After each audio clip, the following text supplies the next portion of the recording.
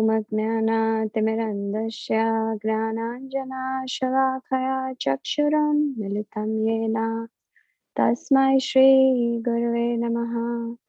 श्रीचैतन्यमनोभीष्टं स्थापितं येन भूतले स्वयं रूपा कदा मह्यं ददाति स्वापदान्तिकम्। वन्देऽहं श्रीगुरो श्रीयुतापदकमलं श्रीगुरोन् वैष्णवांश्च श्रीरूपं साग्रजातं सहगणा रघुनाथान्वितं तं सजीवं साद्वैतं सावधूतं परिजनसहितं कृष्णचैतन्यदेवं श्रीराधा कृष्णपादान् सहगणा ललिता श्रीविशाखान्वितांश्च हे कृष्णा करुणा सिंधो दीनबंधो जगत्पते गोपेशा गोपिका कांता राधा कांता नमोस्तुते। तप्त कांचना गौरांगी राधे वृंदावनेश्वरी वृषभानुसुते देवी प्रणमामि हरिप्रिये। वाञ्छाकल्पतरुभ्यश्च कृपा सिन्धुभ्यैव च पतितानां पावनेभ्यो वैष्णवेभ्यो नमो नमः। नमो विष्णुपादाय कृष्णप्रेष्ठाय भूतले श्रीमते भक्तिवेदान्ता स्वामिन्निति नामिने। नमस्ते सरस्वते देवे गौरवाणी प्रचारिणे निर्विशेषा शून्यवादी पाश्चात्यादेशतारिणे। जय श्री कृष्ण चैतन्य प्रभु नित्यानंदा श्री अद्वैता गदाधारा शिवासादि गौर भक्तवृंदा। हरे Krishna Krishna Krishna Hare Hare Hare Rama Ram Ram Hare Hare. Now recite the Bhagavatam prayers. Narayanam namaskritya naram chaiva narottamam devim saraswatim vyasam tato jayam mudirayet. Shishasho shatadhanasya vasudeva katharuchi shanmahatsevaya vipra punya tirthana shevanat shanvatam sakatha krishna punya shravana kirtana हृदयन्तोस्तो हि भद्राणि विदुनोति शुभत्सताम् नष्टप्रायेषु अभद्रेषु नित्यं भागवत सेवया भगवते उत्तमा श्लोके भक्तिर्भवति नैष्टिकी तदा रजस्तमो भावा कामलोभादयश्चे चेत एतैरनाविद्धं स्थितं सत्त्वे प्रसीदति एवं प्रसन्न मनसो भगवद्भक्ति योगतः भगवत तत्व विज्ञानां मुक्त संगश्च जायते हृदयते हृदया ग्रन्थिश्छिद्यन्ते सर्व संशया क्षीयन्ते च कर्माणि दृष्ट एवात्मनीश्वरे। ओम नमो भगवते वासुदेवाय। ओम नमो भगवते वासुदेवाय। ओम नमो भगवते वासुदेवाय। Okay, so we are continuing our journey with Srimad Bhagavatam, and today we will be reciting 1:15-17. Sautyvrata kumatinatmada ishvaro me yatpadapadmam abhavaya bhajanti bhavyaha मां शन्तवाहम् अरयोरथीनो भुविस्तं न प्राहरन् यदनुभावनिरष्टचित्तः।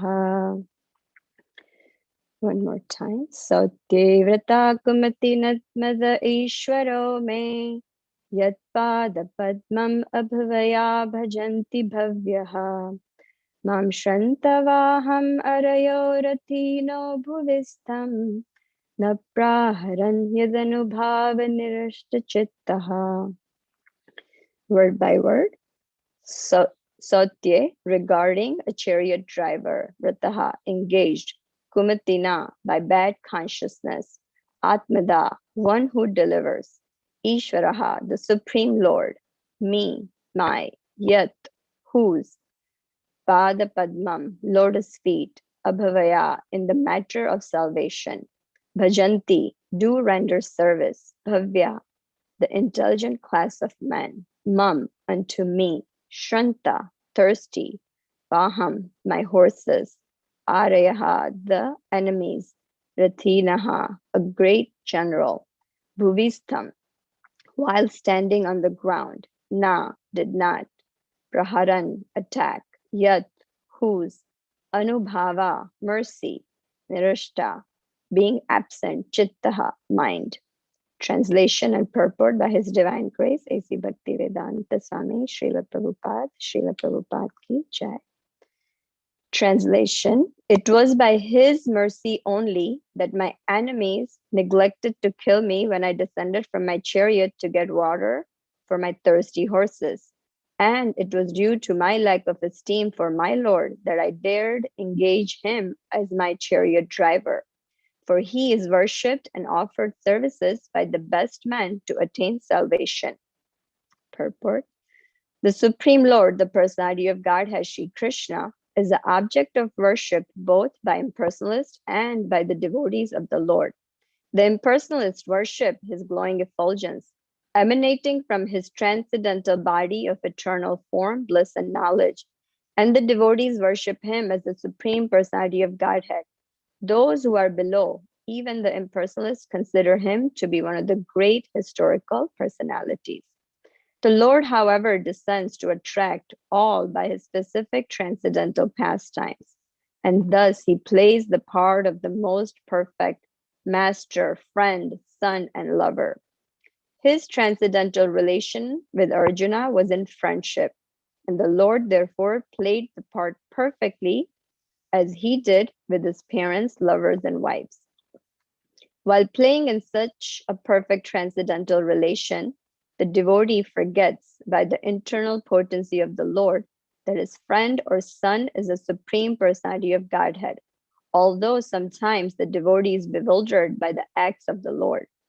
After the departure of the Lord, Arjuna was conscious of his great friend, but there was no mistake on the part of Arjuna, nor any ill estimation of the Lord. Intelligent men are attracted by the transcendental acting of the Lord with a pure, unalloyed devotee like Arjuna. In the warfield, scarcity of water is a well-known fact. Water is very rare there, and both the animals and men working strenuously on the warfield constantly require water to quench their thirst. Especially wounded soldiers and generals feel very thirsty at the time of death. And it sometimes so happens that simply for want of water, one has to die unavoidably.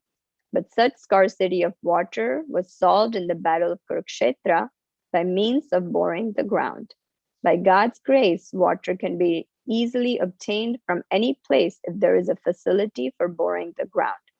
The modern system works on the same principle of boring the ground, but modern engineers are still unable to dig immediately wherever necessary. It appears, however, from the history as far back as the days of the Pandavas, that big generals like Arjuna could at once supply water even to the horses. And what to speak of men, by drawing water from underneath the hard ground simply by penetrating the stratum with a sharp arrow, a method still unknown to the modern scientists.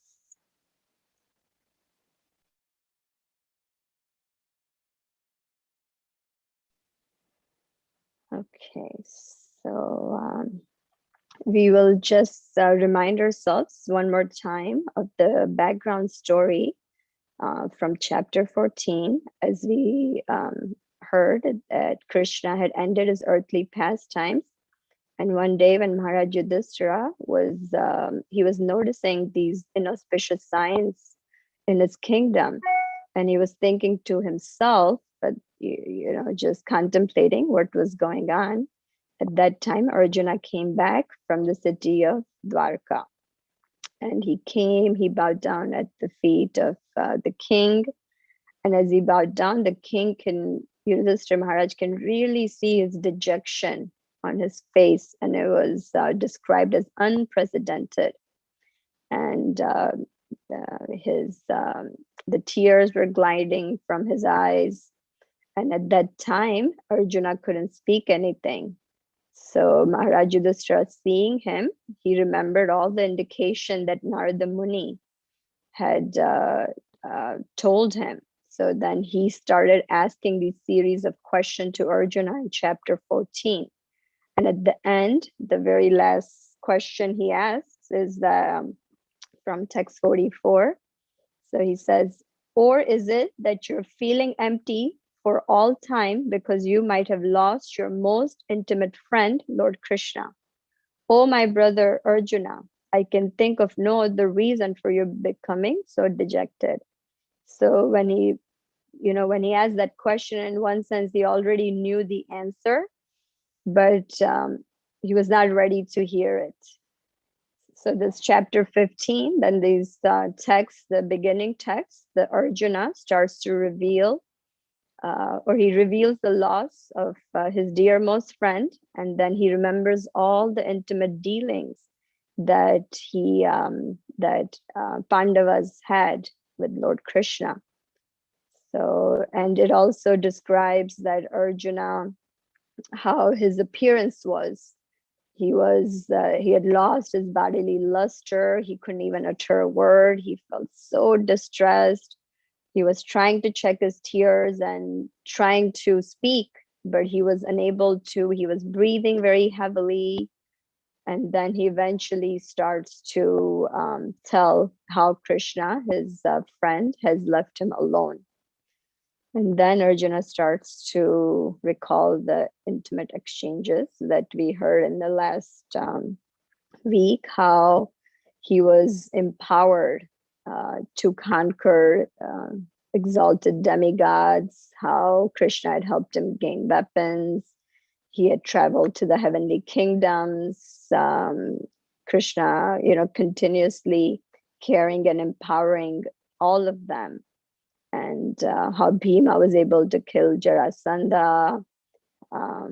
Krishna helped them end the lives of who had loosened Draupadi's hair, how he helped them satisfy the Rasa Muni and save them from his curse. So Krishna could, or Arjuna can really see how Krishna had again and again offered this protection to them. So in this text 17, I'll read the translation one more time.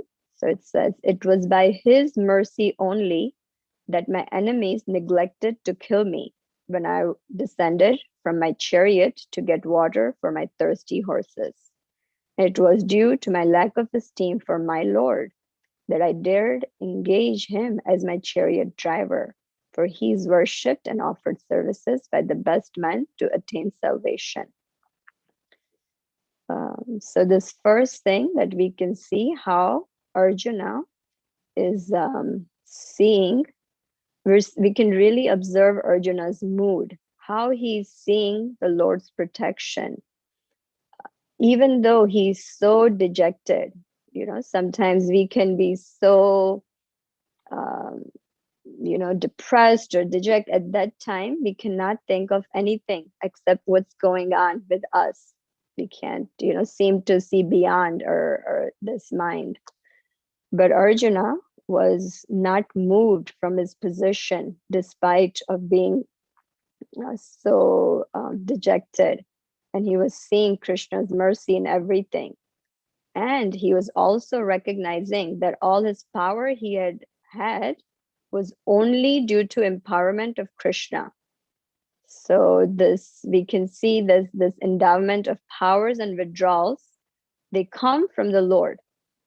And if they, if they can be given and, withdrawn from a great devotee like Arjuna, then what to speak of, just the ordinary living beings like us who are nothing compared to these pure devotees. So a couple of lessons for us to remember is, two things that I was contemplating on. that Prabhupada, in many of his purports tells us over and over again that not a blade of grass moves without the Lord's sanction. And also in chapter 7 of Bhagavad Gita, in verse 8, Krishna declares or says it himself. So this is text 8 from Bhagavad Gita, chapter 7, Bhagavad Gita. O son of Kunti, I am the taste of water, the light of the sun and the moon, the syllable Om in the Vedic mantras. I am the sound in ether and ability in men. So Krishna is saying he is the ability in men. So any of our abilities or anything that we are able to perform, whether they're material or spiritual, we should always keep these two things in our in the background, or at the center, that this what I'm able to do is due to Krishna's sanction, and this ability that I'm able to do this is due to the mercy of Guru and Krishna. So when we remember that, then we can always give the credit back to whom it belongs, and we don't unnecessarily become puffed up by those powers. And this consciousness, will help us. And Arjuna is setting a perfect example for us, that just as this ability is given to us, it can also be withdrawn at any time. So that's one thing I wanted to point out. And also I was reading Srila Prabhupada's Markine Bhagavata Dharma, the poem he wrote when he arrived at the Boston Harbor. And in that, I just picked up, I'm not going to read the whole thing, but the last few that he wrote, where you can really see this Prabhupada's complete dependence on Krishna. And he uses this power word in that. So I would like to read that. So this is from, this one is the 10th, how it is in stanzas. So this is the 10th one. How will I make them understand this message of Krishna consciousness? I'm very unfortunate, unqualified, and the most fallen. Therefore, I'm seeking your benediction so that I can convince them, for I am powerless to do so on my own. Somehow or other, O Lord, you have brought me here to speak about you. Now, my Lord, it is up to you to make me a success or failure as you like. O spiritual master of all the worlds, I can simply repeat your message. So if you like, you can make my power of speaking suitable for their understanding. Only by your causeless mercy will my words become pure. I'm sure that when this transcendental message penetrates their hearts, they will certainly feel engladdened and thus become liberated from all unhappy conditions of life. Oh, my Lord, I'm just like a puppet in your hands. So if you have brought me here to dance, then make me dance, make me dance. Oh, Lord, make me dance as you like. This is the last one. I have no devotion, nor do I have any knowledge, but I have strong faith in the holy name of Krishna. I have been designated as Bhakti Vedanta, and now, if you like, you can fulfill the real purport of Bhakti Vedanta. So we can really see Prabhupada's mood and dependence and surrender. And, he's really saying that I have no power unless you give that empowerment to me. Second thing from the purport is the purpose of Lord's descent. So in the purport, Prabhupada writes, the Lord, however, descends to attract all by his specific transcendental pastimes, and thus he plays the part of the most perfect master, friend, son, and lover. So this, we can see how Arjuna is recalling that how how I have made, how I dared engage Krishna as my chariot driver, for he's worshipped and offers services by the best men to attain salvation. So Arjuna is remembering that he's remembering Krishna's position, and he's saying that, why, how could I have done that? But in the purport, Prabhupada also answers that it is due to the internal potency of the Lord that these devotees forget, and then Krishna can have his pastimes. So even when Krishna enters the battle of Kurukshetra as a chariot driver, which we know that it's not a very highly respectable position. So Krishna is showing showing an example of being a perfect friend, that he didn't hesitate. He didn't care, rather he gladly took up that position to serve his friend. And, that is his most endearing quality, this Bhakta Vatsalya quality that Krishna has. And we can see all that in his dealings with his devotees, especially in this example of him becoming a chariot driver for Arjuna. And the last part is that how the Prabhupada, or in the translation, it says he's all worshipable Lord. So what is that mean to us? And in the purport, Prabhupada is nicely describing that how Krishna is the object of worship both by impersonalists and by the devotees of the Lord. So whether somebody is an impersonalist who wants to become one with the God and his glowing effulgence, or he's a devotee, ultimately Krishna is the object, the main goal for no matter what path one is following. And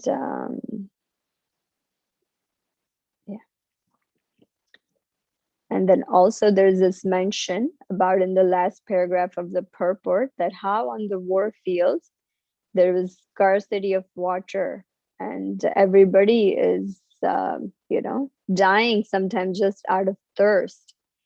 But back then there was this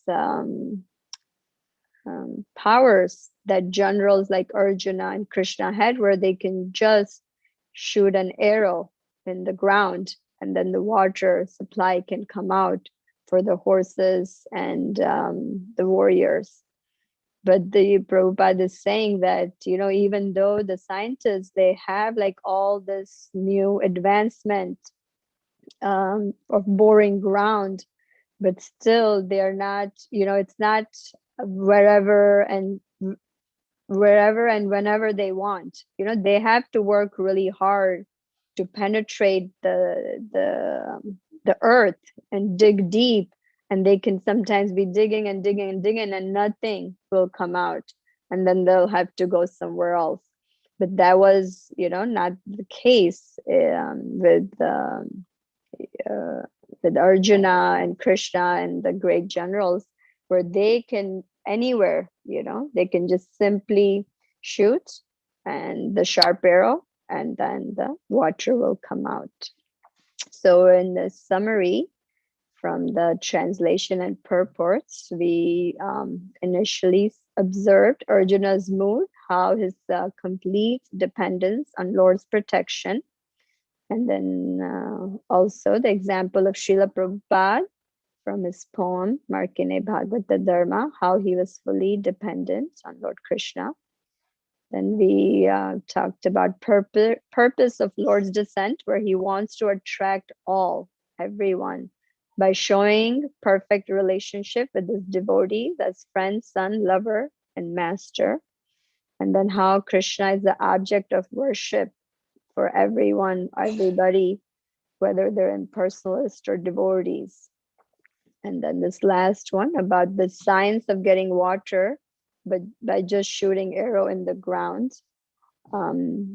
even with all the advancements, it is still that science, that subtle science, is not known to the scientists. So that's what I have. So yeah, that's what I have prepared for this morning class. I seek any forgiveness if I've spoke anything wrongly, and please, you can add, correct anything if anybody would like to share.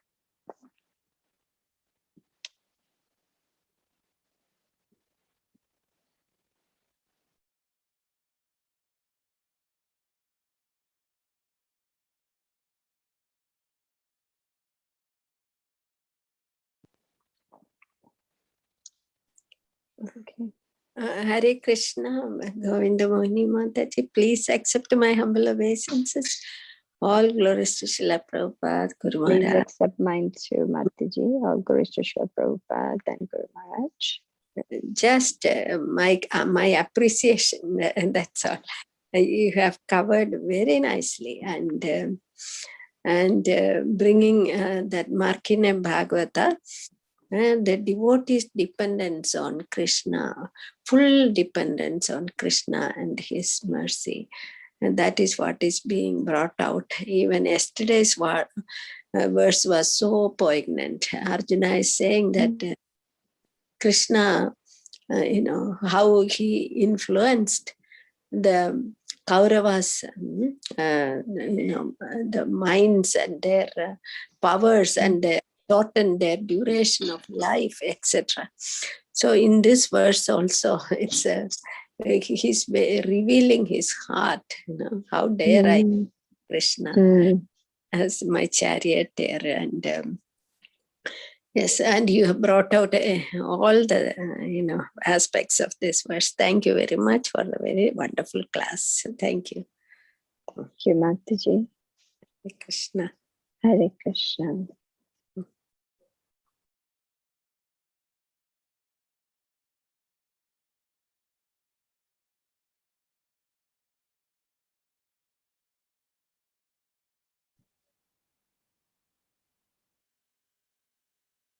Okay, Prabhu, if nothing is there, then we can end here. Hare Krishna Mataji. Thank you so much. And I was just thinking, maybe I don't know how to put this question. So here Arjuna is able to remember the greatness of the Lord, being a chariot driver for him, and how he was able to dare to do all these things what he did, right, when he was present. So when they were together like friends. So but now of course he understands that the Krishna is the supreme Lord. But at the same time, I think the Yogamaya potency being covered, and they will not be, they still engage in the normal activities in a very close relationship, unlike and Vrindavan, right? Yashoda, she knows that, she doesn't even bother that Krishna is the Lord. But here, Arjuna also, kind of engaged, or being engaged by the Lord, right? So in the in the service. So I was just thinking, Mataji, for any devotee, it's not going to be easy when the Lord is acting in such a close relationship, right? So when the devotee being aware that the Supreme Lord is Supreme Lord, right? So I was just thinking, Mataji, I don't know if, I was thinking, how is it going to be possible for anybody, right? Not only Arjuna. Right, because the Lord acts in such a close relationship with any devotee. So, but when the devotee being aware that the Supreme Lord Krishna is the Supreme Lord, it is not going to be easy. Any comments? Yeah. Prabhu, Hare Krishna, Dandavat Pranam, Kanakabja Das here. Yes. On top of that, on your realization I'm talking about, on top of that, Krishna is, when he was driving a chariot and behind Arjuna was fighting, and he was not able to indicate him to the mouth or with respect, just pushing Krishna saying left and right with the leg, saying that go left, go right, like Yeah. this, and he was going on Yeah. like that. He was dealing with Krishna. It is a really humble, most humble position Krishna has taken to serve his devotee like this. Yeah. That's a really nice point, Prabhu. Yeah, it's that's how right. Right. So we can really see, Krishna being a perfect friend. Otherwise, yeah. Yeah, Lingaraja Prabhu. Yeah, that's a really good contemplation. It's very bewildering, right? And it's also very, very inconceivable how all these pastimes and dealings that Krishna has is with devotees. So yeah, I don't have any, realizations or anything much to add to it, but I also find it quite bewildering when I read all this and thinking, how is it, could it be really possible? But then, we read in this that, or we hear that it is only by Krishna's mercy, just as how Krishna has these curtains, only he can remove them. And then only, we are able to understand it. Hmm.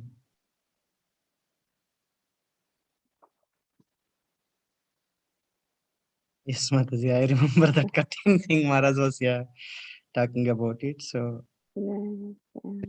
maybe you might be doing so. Yeah, because we have two curtains, right? Like we are covered by the Mahamaya, and then Krishna is, with the Yoga Maya. So, there's like these coverings. And we cannot do it with our own strength. It's obviously, not possible. So then that's the mood we're seeing, right? In all of this devotees over and over again, their mood of dependence on Krishna. Even I just came across that poem just randomly. I wasn't looking for it or anything like that.